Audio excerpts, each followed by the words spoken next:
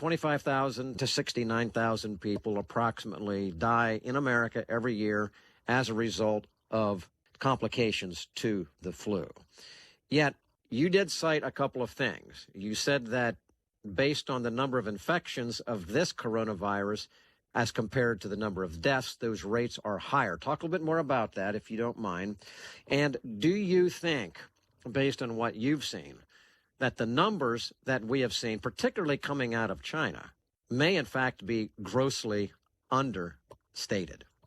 Yeah, and so many people have talked about it. In China, it appears that the numbers have been very, very basically fraudulent is a word that people are using, where we see just and even now just a limited number of new cases each day, a limited number of deaths, but then we're getting anecdotal reports out of China where, for example, the crematoriums are running 24 hours a day, burning bodies constantly, where they've had to actually bring in mobile incinerators to Wuhan because they've banned funerals, they've banned burying of bodies. They say everyone that dies of the disease has to be burned, and so these crematoriums, and so even when they were reporting, less than 100 deaths in Wuhan in a single day.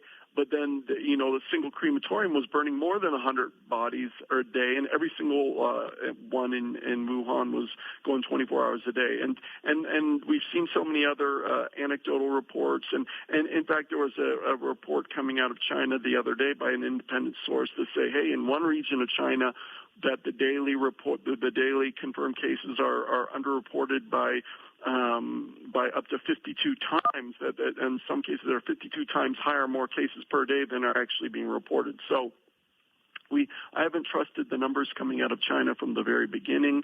So, but what I've been watching is, okay, well, if this is going to really become a global outbreak, let's watch the numbers around the world. And the numbers from around the world have been moving up at an exponential rate, have been exploding, particularly over the last 7 days. And so that's what's really concerned, because the numbers coming out of China we can't really trust, but around the rest of the world, now we're seeing kind of the explosion in cases that really do indicate that this is going to become a true global pandemic.